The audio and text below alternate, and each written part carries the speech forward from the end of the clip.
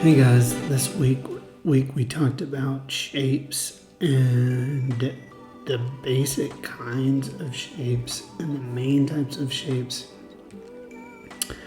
that are used and categories of shapes. Remember that we talked about shapes in the bigger picture of the elements of art and design. We've already talked about line. And now we're going to talk about how those lines make up shapes. And this all is in the elements of design. There's 6 or 7 depending on where you look. And is also in our fundamentals and in most of our QSI curriculum as TSWs and as terminology. So always keep these in your mind, get terminology down, and because they'll usually be assessed on those things. The main types of shapes that we covered first were open versus closed shapes. Open meaning that they have gaps in between them, and you could argue, well, this could be 2 lines next to each other. This could be lines that are implied, right? Because they're like a dashed line. Or you could argue that they're a shape and that our mind is closing this gap between these 2 spaces. Closed shapes, on the other hand, are completely connected from beginning to end and enclosed or framed. And there's many types of closed shapes and there's many types of open shapes. And there's some shapes that are even created by bounding or framing other shapes within a space that contain that space.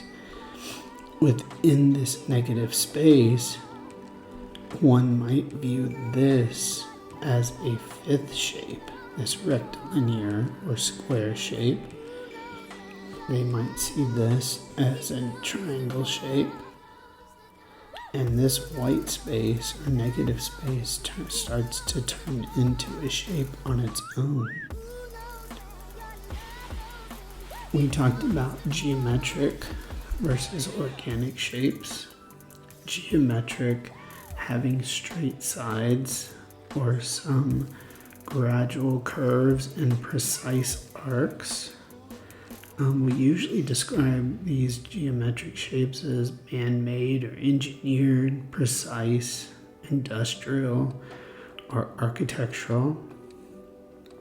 And we tend to describe organic shapes as formless, natural, and they tend to have very few or no straight sides and lots of random direction and curvature.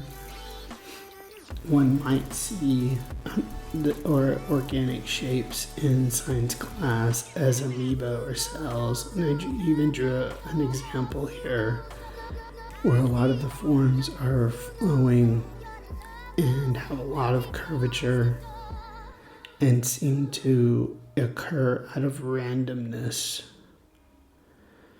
Part of the industrial design movement that is focused on ergonomics seems to try to bridge the gap between something that fits in our hand nicely, like a phone or a grip for gardening shears or appliances, and they try to make these grips the most comfortable to hold in the field of ergonomics.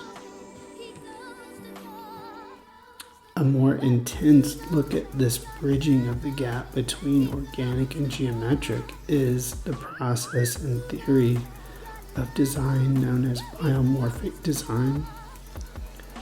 And it's engineered or designed in a way that's inspired by natural forms.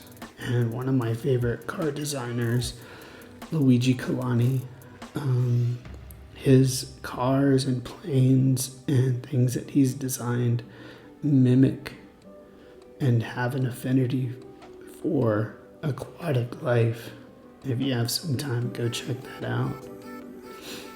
Okay guys, that's pretty much a summary of all the notes we took. Remember that you can be quizzed on anything in this material. Remember that all of these notes are posted in Teams. And I will see you next time. Take care. Bye-bye.